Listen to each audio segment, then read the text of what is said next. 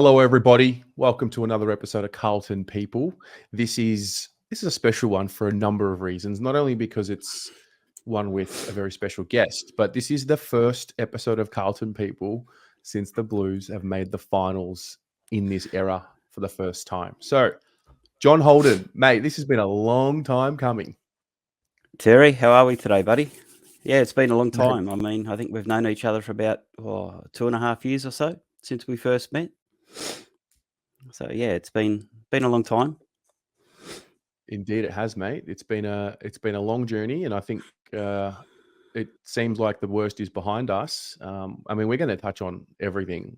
You've got a rich history of supporting the club, and you just gave me a little tour of the room that you're sitting in. I can see 40 Carlton Guernseys behind you, I think. Yeah, well, I started collecting them a while ago, and just started to get everyone that I could get a hold of, everyone that's different. Some of the Indigenous ones are pretty hard to get a hold of, but you got to start somewhere. So yeah, none of them are player issues. They're all just ones that you buy. I can't afford them. They're a bit too dear, but no, it's a work in progress.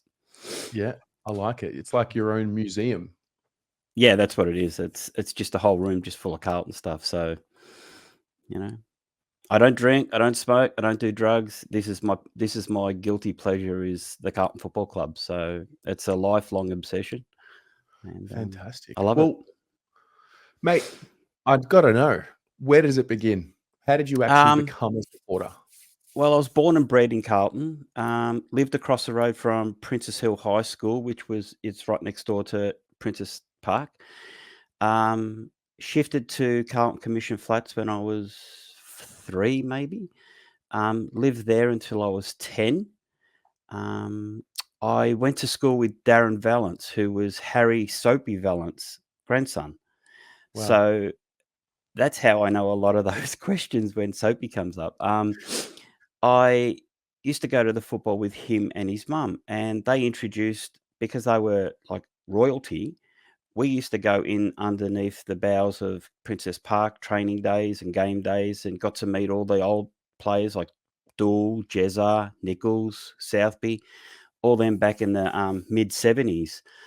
And then from then on, it just, yeah, I used to, back in the day, they used to have kids walking around selling pies and drinks and chocolates and all that.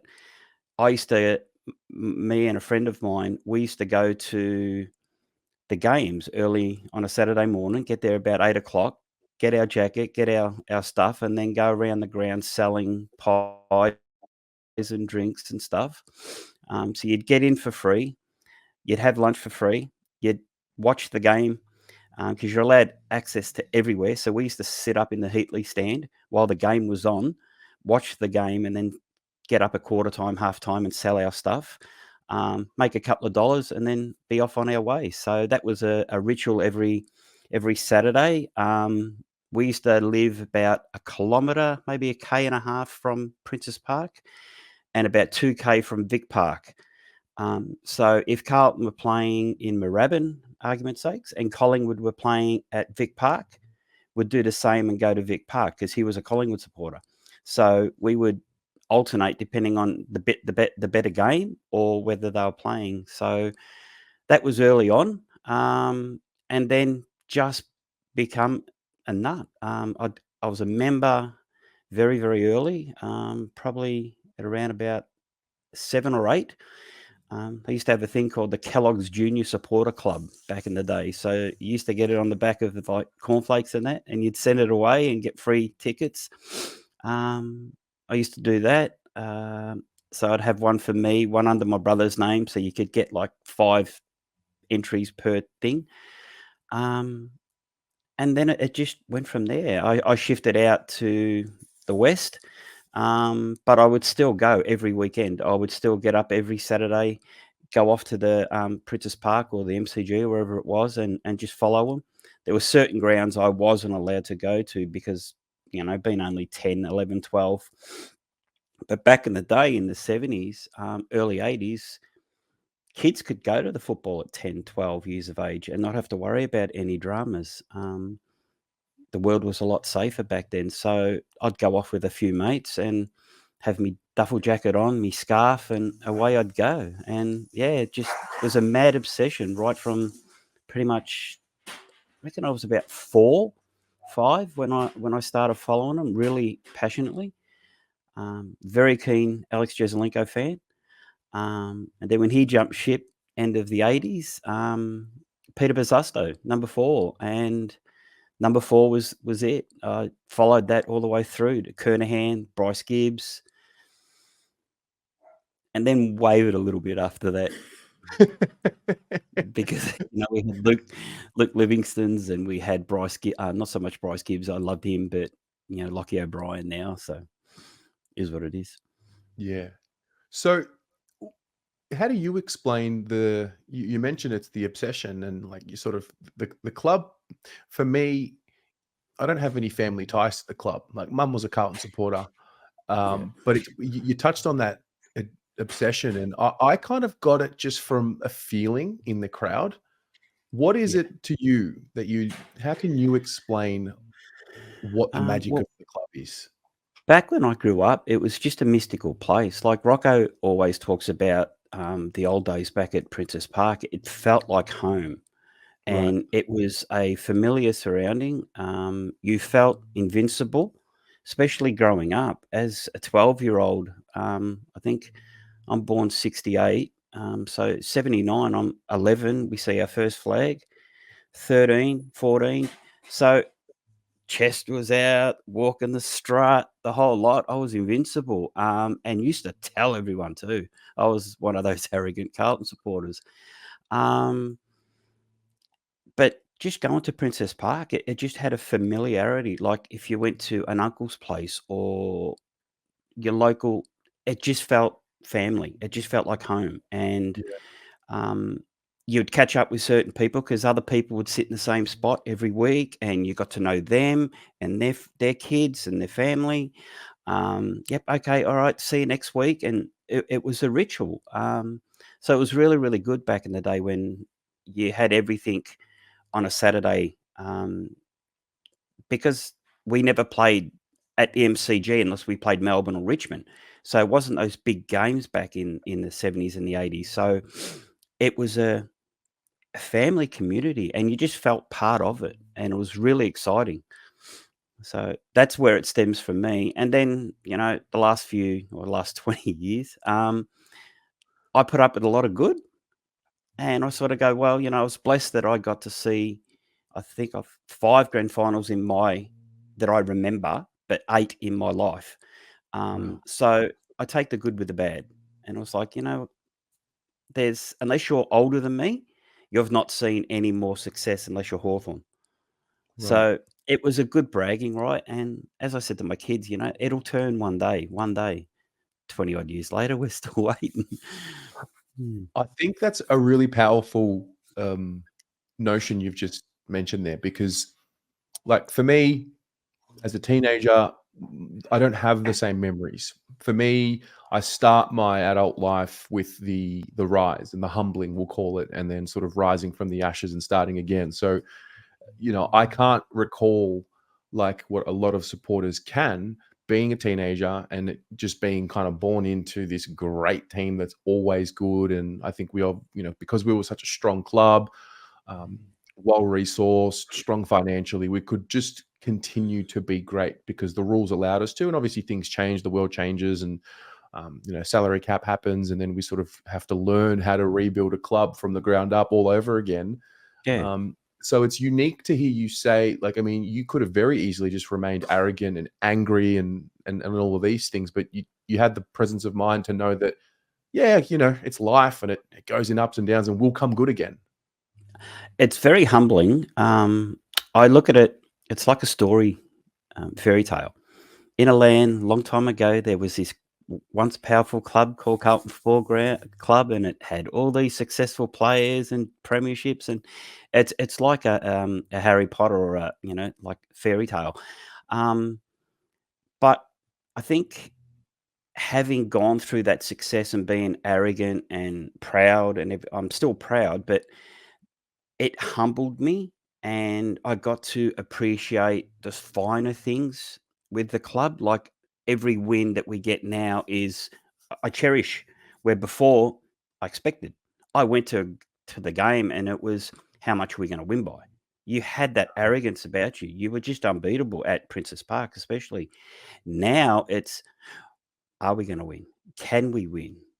Will we win? And that's very humbling. And you have to swallow your pride and suck the chest back in and hide a little bit. Um, and when my kids come along, I used to take my son, who's the same age as you've met Josh. Um, he also, like you, was from parents down, and he has heard of this magical mystery land called Carlton Football Club, but hasn't seen it until just recently. Um, and my daughter, who's 22, she's come along for the ride in the last 8 or 9 years, and she's as passionate as what we are. And to see the excitement on their face that we've made finals, best thing ever. I mean, it's like I'm handing the torch over to the next gen, being my kids, and it's so good to see when you go to the game, especially like when we beat Melbourne, and the euphoric, the people's faces, and yeah, my kids love it. I love it, and yeah, it's just really, really good. It's definitely something I can't speak on yet because I don't have children, but I can imagine seeing your own life, before you once they become adults now and being able to, I don't know, you've got all these memories in your mind, and then all of a sudden you're literally watching them add the layers of memories and the rise. Like I don't know what that's like, but I imagine it's very special. It is, and this platform that you've created, like that has helped so many people. Prior to that, we were starved unless you knew a Carlton supporter or Carlton fan. If they were honest enough to come out and say, "I follow Carlton," without the ridicule, especially in the last 20 years, you had nowhere to talk. You had no information. The media, all they talked about was sacking a coach, what draft picks we're going to get, who's out of contract, and that was the only stuff that we got. Now with guys like yourself and Rocco and the boys and Joe Adamo and that, we get to hear from other fellow Carlton supporters, other nuffies that are just as passionate and love the club just as much, and it's so good because it's like we can reach out and touch other people and just go, "Hey, this is how I feel. I'm not alone. Other people feel this way," and it's really, really good. And it's a very family club. Like I've Yep. been to other clubs and they're distant. We are one, and you Hmm. feel that. And I think a lot of that has to do with the heartache and the turmoil that we've gone through has made us stronger. What doesn't kill us makes it stronger. And that's so true with our club because we now grip onto every little bit. It's brilliant. It's so good to see. Yeah. Yeah, there's something to be said about, I mean, for me, I was just not living in Australia. So living in Australia and experiencing what you just said was a thing. So living outside of Victoria, outside of the country, all I really had was watch AFL, AFL 360 and on the couch on a Monday. And then that was kind of it. And then I really always had this urge and this feeling of we're moving into the digital age. We have an ability to talk to people at scale where it doesn't need to be one to one, it can be one to many. Yep. And I think a family club like ours just understood. And I think we were almost searching for something that we didn't know was there. And, I mean, I would not have met you if it wasn't for the channel, No. and a lot of people. And I think what we've been able to do collectively is bring back that feeling of belonging, bring back that feeling of familiarity. And, oh, I know I'm going to see so and so in the live chat or on the fan cams or Yeah. whatever. And then all of a sudden, I think the next layer for that is when we meet in person, when we do the functions and the events. And I think that's what I mean. Look, the digital age has its positives and negatives, but I think for us, we've really been able to capture that community spirit away from the game, away Yeah, from the ground when we absolutely. leave, you know?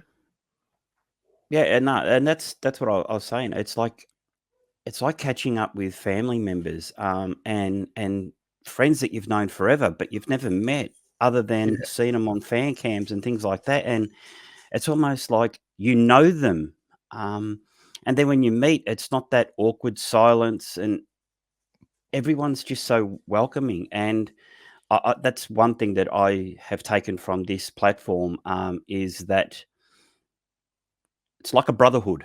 It's like yeah, a, similar to like a motorbike club or something like that. It's you bleed, you die for the jumper, we live for the jumper, and it's our passion, and it's brilliant. And a lot of other clubs don't have that. Like I've mm-mm. got other mates who follow other clubs, and I talk about this platform, and they're like, "Oh, geez, I wish we had that with our club." It's like, well, Well, bad luck for you. that's what happens when you're not the best club in the land, mate. That's it, and that's the one thing because we are such a proud and passionate club that we have Yeah, been around forever, and especially now with us winning, so many more people. I mean, you don't like going to the football and get belted every week. It's a horrible yeah, feeling, and um, like I miss that whole 2000s because I work shift work, so I never got to go to that football. So I was lucky in a sense that I never had to endure that live. And if we got belted, I just didn't watch it. It was like, I'm not going through that torture again. But now it's like I can't get enough of it. We live so far away, so we miss the fan cams. By the time it's sort of done and dusted, we get in and they're all over, unless it's an away game. Um, so catching up on that, I don't work. I had a serious back injury some 10 years ago. So I've got all day and all I do is watch this, jumper punch, blue, the whole lot, Pommy, everything. I watch every single thing and I just can't get enough of it. Um, my wife just loses her mind. She's like, "Oh my God, not this crap again." It's like, look, you don't understand. She's from New South Wales, so she doesn't understand the passion.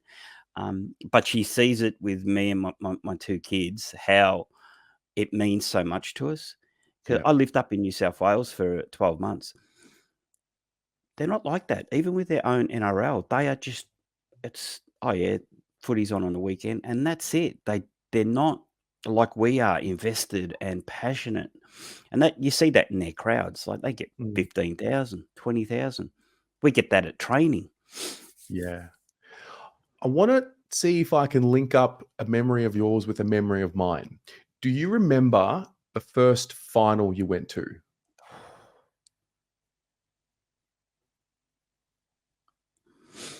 1986, I think it could have been. It was against Sydney at the G. Um, Peter Interesting. Motley Peter Motley played. So I got to see him play a few games before his tragic incident. That was the first. Oh no, actually, I lie. First final was I hate I hate it. I think it was about 77, 78. Went out to Waverley, played Collingwood. I was only a young tacker. I went with a friend who was a Collingwood supporter, and we got belted by 100 and something points. It was a Right. massacre. Um, I remember then we missed the bus and we had to walk to the train station. I was only, I don't know, 10 or so maybe. That was the first memory, but I sort of put that out of the memory bank. But no, it was the one that I vividly remember because I was old enough was the Sydney Carlton 86, which That's an then I think interesting, got us into the that's an grand final. that's an interesting omen, seeing as for a lot of kids now, Sydney in a couple of weeks on the 8th of September at the MCG Yeah, is gonna be their first final. What about your first granny when you were old enough? that I went to or Yeah. that I remember.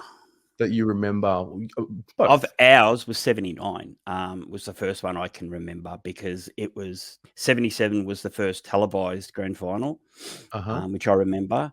But 79 was definitely the first one. I remember halftime we were down and I just was like, "No, that's it." Took off, went over to a mate's place and watched it over there with him because he was a Carlton supporter and my mum, my brother, they were Collingwood, so I was copying it from them at home. And it was like, "No, I'm out of here. I'm out." So I went over to my mate's place. We watched it, and then as we started to come back, yeah, that was it. It was on for young and old then, because I then got to hang it back on them because I'd given it to me all game. So, and 2 years later, we backed it up and back again, and yeah, no, it was good. Of all So the going to premiership, school around that time when I was year 6, year 7, 8. yeah. Yeah, go on. When it comes to the premiership teams that you've seen in your life, when you think of them, you've seen a couple of them now, quite a few. Is there anything that stands out with all of them? The one thing, or the biggest thing, is we play for each other. We're playing as a team, not individuals. And prior that, um, round 8, 9, when we were 3 or 4 and whatever it was, they started playing as individuals. That what I've got to do, what I can do, I've got to keep my contract. Now they sacrifice their own game for the good of the club and for the good of others. Doesn't matter if I don't get 33 and 4 goals, as long as we win and we're contributing, and they're doing that. The the teams of the past, like when you hear the boys on Jumper Punch talk to the older guys, they all talk about that they played for each other and they'd look each other in the eye and they demanded that. It doesn't matter if you don't get 15 touches, do your job. And they're doing that now. And that's the one thing that I noticed from the older teams to now is they're playing their role. They sacrifice their game. Like Harry. Harry could be, the big rooster in the shed and be up there pumping his chest, demanding the ball, but he's not. He's playing that link for the team. And he's not, doesn't matter if he doesn't get 3, 4 goals a game. He's playing a role. And that's the biggest thing that I've noticed. We are playing that team first mentality, not me first mentality. That's the Yeah. biggest thing that I see. Yeah, right. What is your I don't know, it's hard to say what's your favorite memory, but what are some of the stories you've got from your time? I remember going to the 93 grand final. My wife at the time is Essendon. Her whole family's Essendon. So I went with my brother, who's Carlton. So we went all dressed up, face paint, the whole lot. I had long blonde hair at the time. I still do, but had that spray painted blue. And at the time, we had 2 kids. One was Essendon, one was Carlton. And we were family members at both clubs because we would go to the football Friday night to see Essendon, Saturday to see Carlton, or whatever day it was on. When the grand finals, we made a pact, whoever wins, we go back to their club room and have the night there. So 93, we go to the grand final, cocky, we get humbled, and I had to then go home, try and wash this blue hairspray out of my hair, which then turned it green. Um, I rock up to Windy Hill because I kept my promise. And I'm sitting there and just drowning in misery, and they're all celebrating, and they're like, "Come on, we won the grand final." I was like, "Look, just leave me alone. I follow Carlton. I'm here because I promised my wife at the time if we won, I'll go." I had 4 or 5, maybe 6 Essendon players come up to me and shake my hand and go, "It's admirable that you're here." And then they had the replay on it, which was worse. Ugh. So every time Kernahan, kicked a goal, they were going off their nut. And I'm like, "Hey, just back off. He played all right today. You can bag 19 other guys, but he played all right." That was the worst memory. The best memory was 95. I went to every game except for the grand final. Mhm. Because of 93, I can't go through that again. I don't want to put Oh, myself through wow. that torture again. And no, I don't want to go. So, but made up for it because my brother worked with Brad Pearce. Brad Pearce and Matthew Richardson owned a pub in Richmond. My brother did security. He was head of security there. So Mad Monday or Monday morning, we rock up to the club, bump into Brad Pearce. He's like, "What are you guys doing?" It's like, "Oh, nothing. We just come down to see what's going on." Took the day off work. So no problem. 2 o'clock, get to Norton's Hotel because we're going to be there at 2:30. So, okay, no problem. So 2 o'clock rocks up. my brother and I, we go to Norton's Hotel, sitting there, 2:30, bus pulls up, all the boys get out, Premiership Cup. Got to spend the next 5 hours with just drinking and partying with the Premiership team. Um, Wow. Best day of my life. So it made up for not going to the 95 grand final, the fact that we got to party with all the boys. If you see the film clip, a lot of them, or there's a few of them that went and got their head shaved. So if you watch the film clip, it's on YouTube. Kernahan standing there with the beard, just shaking his head, going, "You idiots!" I'm next to Sticks, and he's like trying to urge. He's like, "Go on, go on!" And Matty Clapper is grabbing me, go, "Come on, Johnny, come on, get your head shaved." I'm going, "No way, forget it, no hope." I'm happy we won, but I'm not shaving my head. And so Sticks and I were sort of up against the back wall, just laughing at these Matty Clapper, Scott Camperelli, and there was a couple of others that got their head shaved. So no, it was that they were good memories. They were really good memories. Wow. Fast forward to now, we're about to embark on our first final series with this group. What message do you have to the current generation or the generation that have not seen a final yet? They're about to see their first one. Soak it up and enjoy it, because it might not come around again. I mean, I honestly think that we will. I still don't think we've hit our straps. I think 2025 is when we're going to be the side. I think after this year, there's still a couple of players they're not 100% sure on. They will grow and develop. We've got a couple of injuries like Zach Williams still to come back into the mix to sort of strengthen it. You're going to have a few people who out of contract, we can move them on or put them on the side, bring more in. If you listen to most people who play the game, they say it takes about 5 years from when the coach comes in for the message, for everything to gel. The message, the game plan, he'll go away this year, tweak it again for deficiencies that we've got. Next year, we'll have a few more come up. The Camperelli twins will be coming. All these younger kids have now got 50, 60, 80 games under their belt. So I think 25 is when we're going to hit our full potential, but just enjoy it, because we saw last year how easy it can be taken away from us at a snap of a finger. We were in the 8 all year until the last minute. Just enjoy it. Enjoy the ride. It's the best Yeah. feeling. And if we lose this week, well, you know what? We made it. Look at the last 20 years that we've had. So just enjoy it. That's the number one thing I take from it. Just soak it up, enjoy it. Don't get too cocky, unless it's that last set day in September. And then by all means, just walk out with a chest pumped and be proud. Yeah. Don't be too arrogant, because I think you're better if you're humble, and people don't like that, because it's sort of like, but you're not in our face. It's like, don't need to be. We're the best. Yeah. I've definitely learned that over time. I think probably from doing this, and I mean the way that the club was taught to me was we're arrogant because we are the best. So I kind Yeah, of just was a little cocky because we are the best, and then had the humbling, and now, like, I used to get into the back and forths online, when I was 15, 16, Facebook came around and then Instagram started. So I was like getting into the little tit for tats online, and I'm we glad I'm not still a do. teenager now in this day and age.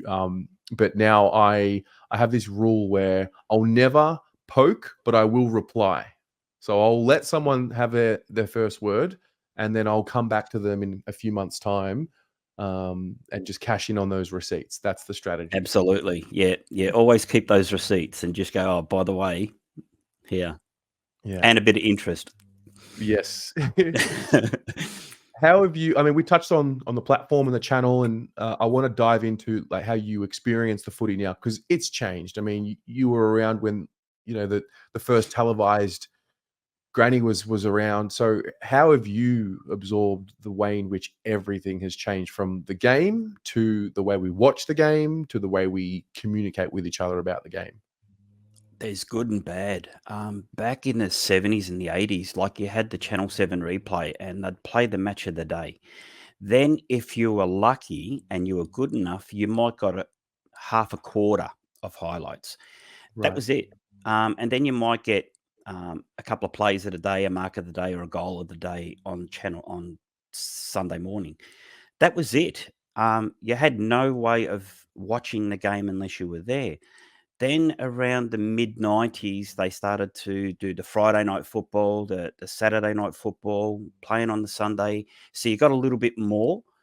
Now there's so much of it, um, it's almost too much sometimes because you Yeah. get these um, so-called experts that just they get a job on Fox and they've got to have their 15 minutes of whatever they're going to talk about, and generally it's the same thing. What coach is under pressure? Like Pommy. You listen to Pommy and his stats, and they're relevant. A lot of the ones that they put on AFL 360 are irrelevant, and they're just fluff. So you get a lot of that. Then you get the negativity of the online trolls that happens. So you get that, but the good definitely outweighs the bad Mm. because we have it ready available. We don't have to go to the game. We get to sit back and watch it, or go to the game and then come home and rewatch it. Win, lose, or draw, you can go there and celebrate the win, or go back and watch where we failed. Who did what? How did we lose this game? How did we win that game? And then just relive that again. So today, definitely way better than yesteryear. Yesteryear, if you didn't get any highlights, first thing you're doing Sunday morning is buying the newspaper to read up about it. Then Monday, then they used to have like a newspaper called Inside Football. It used to come out on Tuesday. You'd get that because you just wanted all the information you could get. Now you just jump online and you got AFL.com, you got all them platforms. You'll find something. Sometimes it's not what you want to hear, but it's something, and it's a lot more than what we used to get back in the day. So it's Yeah. definitely 100% better in that way. Yeah.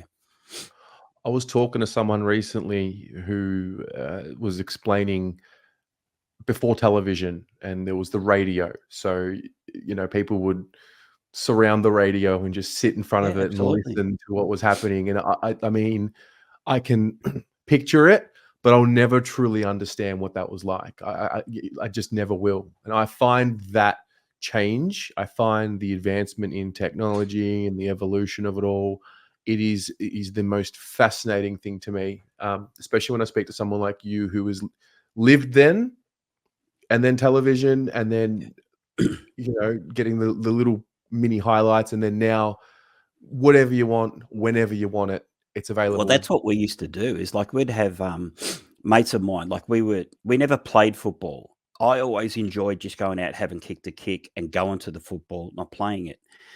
So we would have the boombox out on the side of the road, have the radio on with the football going, and then just kick the ball, kick to kick up and down the road, and be out there for 3 hours and just do that every Saturday if we weren't going to the game.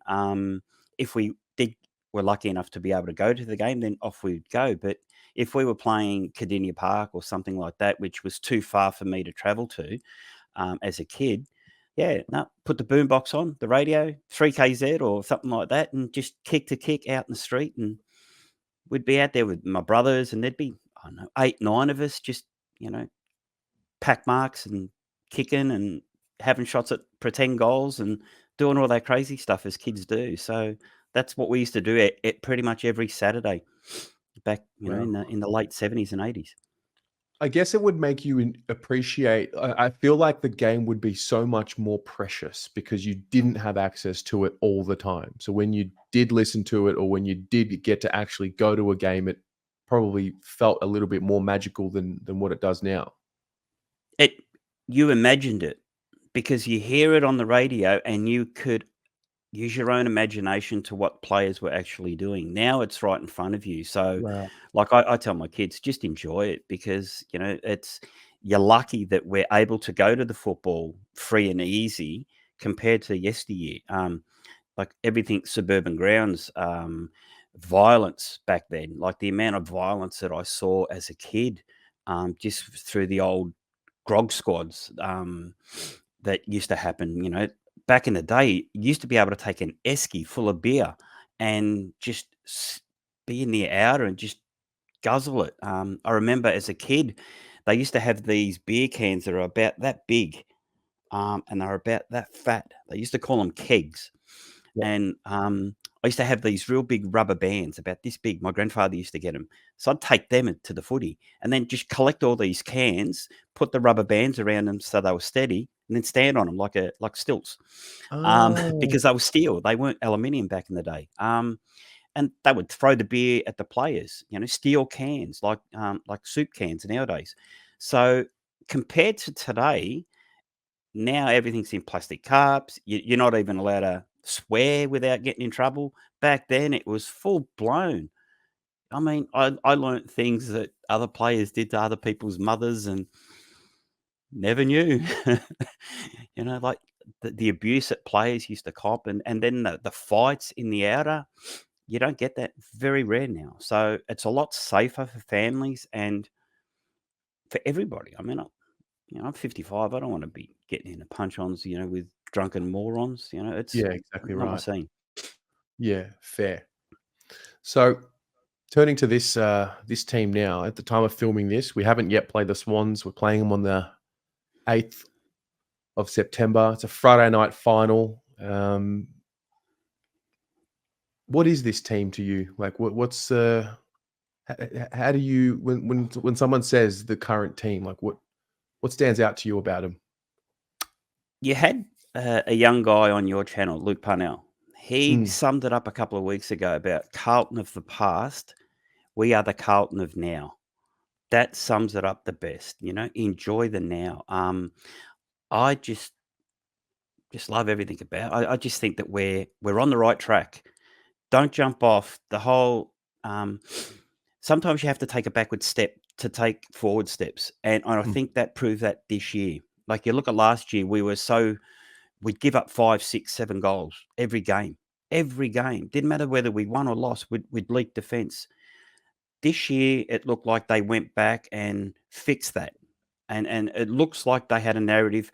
Mid-year, we're going to play this type of football, tighten up our defense because that's all Voss talked about: defense, defense, defense.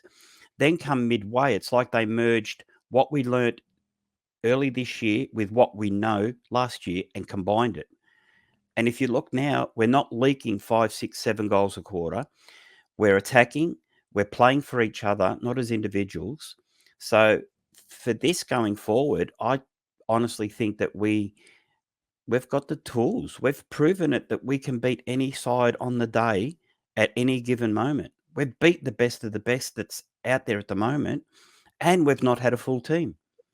So yeah, I'm pretty bullish about what we could do. I'm not arrogant. I'm confident. If we bring our best, we will be there in September because we've beaten everybody else before. Why can't we? yeah, Why can't we? absolutely.